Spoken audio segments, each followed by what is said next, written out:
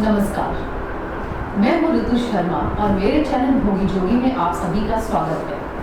आज हम बात करेंगे पावर ऑफ ब्रेथ यानी कि श्वास की शक्ति के बारे में, या फिर अगर दूसरे शब्दों में कहूँ तो सांस की शक्ति के बारे में।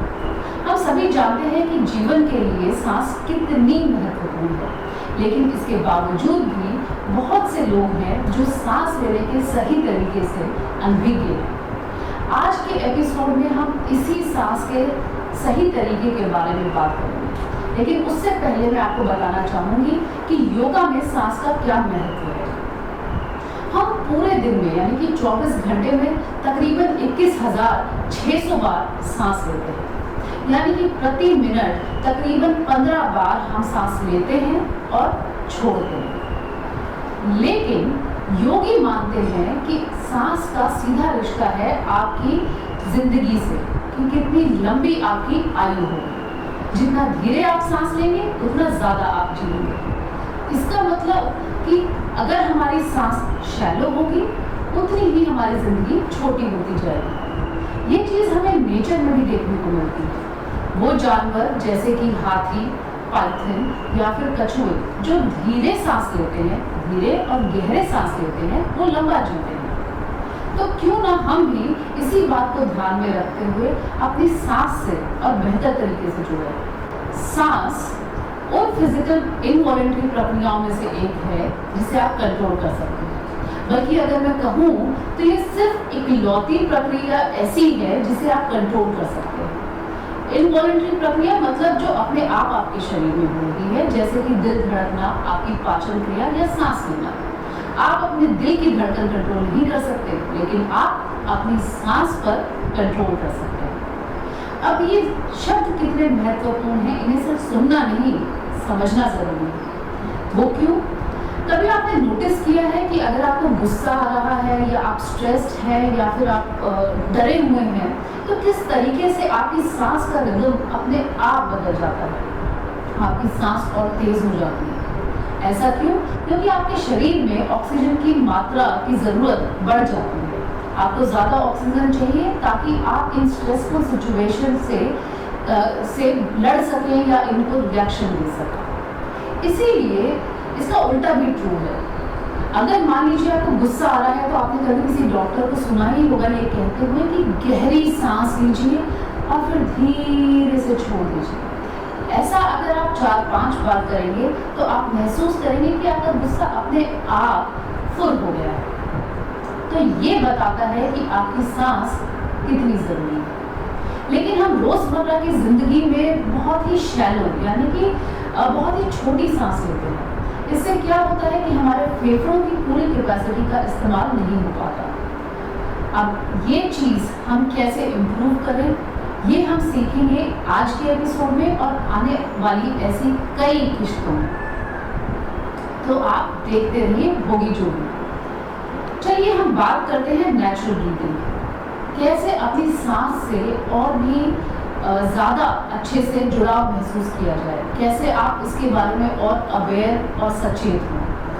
तो हम क्या करेंगे, आप किसी भी सिटिंग पोजीशन, मेडिटेटिव पोस्चर, जैसे अभी मैं बैठी हूँ सुखासन, जिसे आप कह सकते हैं आलती पालती मारना, या फिर आप बैठ सकते हैं वज्रासन जिसे हम कहते हैं नमाज पोज, या फिर आप बैठ सकते हैं पद्मासन यानी कि लोटस पोज। जो भी पोज आप लें वो ध्यान रखें कि आप उसमें कम से कम 5 या 10 मिनट आराम से बैठ सकें, आप उसमें बेचैन महसूस ना करें। फिर उसके बाद आप रिलैक्स पोजीशन में बैठने के बाद अपने हाथों को ज्ञान मुद्रा, चिन्ह मुद्रा या फिर शून्य मुद्रा, जो भी आप चाहें आप ले सकते हैं। या फिर आप अपनी हथेलियों को इस प्रकार से रिलैक्स करके, आपके हाथ पूरी तरीके से रिलैक्स हैं, इस प्रकार से अपने घुटनों के ऊपर रखें। उसके बाद धीरे से अपनी आंखें बंद करें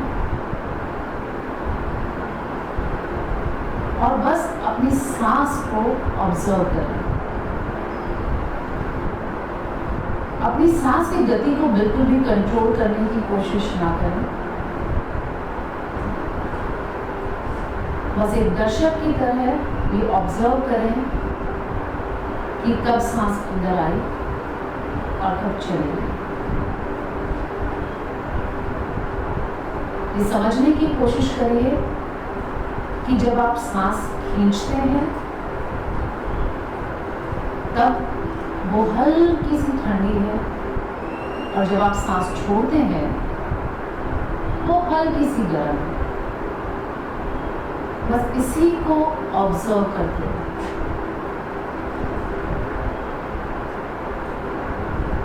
ये नोटिस करिए कि आपकी सांस आपके नॉस्ट्रल्स यानी कि आपके नाक के छिद्रों को कहाँ कहाँ टच करती है जब आप सांस खींचते हैं, और सांस छोड़ते वक्त ये कहाँ कहाँ टच करती है।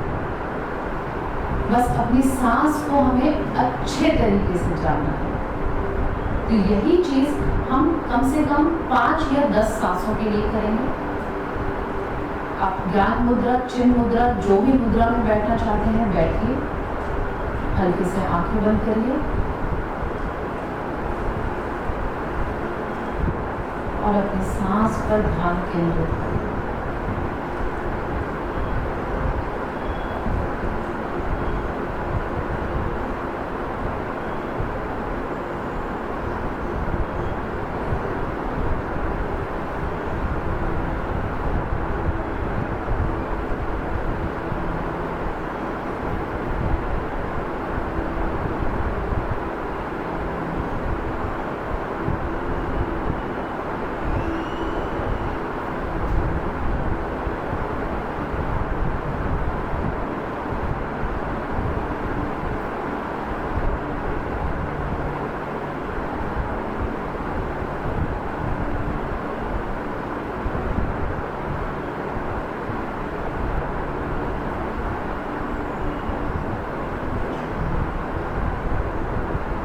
फिर अपनी चेतना को अपने पूरे शरीर पर केंद्रित करिए।